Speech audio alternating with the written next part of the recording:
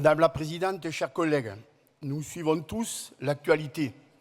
Comme vous le savez, la filière vitivinicole dans notre région est confrontée à une crise inédite qui devient structurelle pour différentes raisons, à savoir une filière confrontée à des aléas climatiques récurrents et économiques maintenant, une filière avec une décroissance de la consommation tant en France qu'à l'international, une filière qui fait face à des difficultés de pouvoir d'achat de nos concitoyens, une filière confrontée à une situation géopolitique inquiétante, enfin une filière qui est en période de mutation sans précédent. Alors pour faire face au bouleversement climatique, à l'évolution des marchés et aux attentes sociétales, il a été de notre responsabilité collective d'accompagner une agriculture durable et compétitive. C'est ainsi qu'est né ce contrat de filière que nous avons voté l'acte 1 en juillet 2024.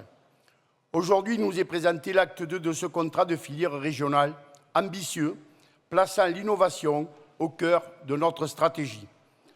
Notons qu'entre juillet et aujourd'hui, la situation viticole ne s'est guère améliorée. J'en veux pour preuve une récolte 2024 historiquement faible, à peine plus de 10 millions d'hectares sur le bassin Languedoc-Roussillon, après une récolte 2023 de même niveau. Je voudrais rappeler qu'il y a 40 ans de cela, sur le bassin Languedoc-Roussillon, la récolte était de 30 millions d'hectares. Des prix du vin qui ne progressent pas et une inflation des coûts de production qui ne permettent plus un revenu décent à nos viticulteurs. Ce contrat qui nous est proposé repose sur un triple engagement: anticiper, s'adapter et transmettre.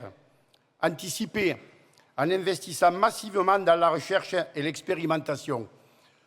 À titre d'exemple, je prendrai comme exemple l'engagement exemplaire de la région sur le plan du déploiement des cépages résistants aux maladies, aux côtés des organismes de recherche que sont l'INDRA, l'Institut national de la recherche agronomique, que ce soit l'IFV, l'Institut français de la vigne et du vin, et ceci avec le concours de la Chambre régionale d'agriculture. L'hydraulique innovante pour mieux gérer une ressource en eau précieuse et rare. Les stratégies sèches adaptées aux territoires les plus vulnérables. S'adapter en donnant aux acteurs économiques les moyens d'agir. Avec ce contrat, nous devons avoir une vision globale de la filière afin d'apporter collectivement une réponse au déploiement d'actions régionales ambitieuses ainsi que de renforcer la gouvernance, l'organisation et la structuration de la filière, notamment par la création d'un véritable observatoire économique régional. Je voudrais saluer, comme l'a fait Jean-Louis Cazobon tout à l'heure, la forte mobilisation des représentants de la filière. Il s'est traduite par la formulation de propositions déclinant une véritable stratégie régionale d'accompagnement d'une filière viticole qui en a bien besoin. Enfin, transmettre, car il s'agit d'assurer l'avenir de la filière. En accompagnant les jeunes vignerons, en renforçant les partenariats entre acteurs et en valorisant le savoir-faire local, nous bâtissons et nous bâtirons une filière qui se projette dans l'avenir. Nous sommes conscients que cette transition ne sera pas sans difficulté, car je le répète, cette pression économique, environnementale et sociale est inédite.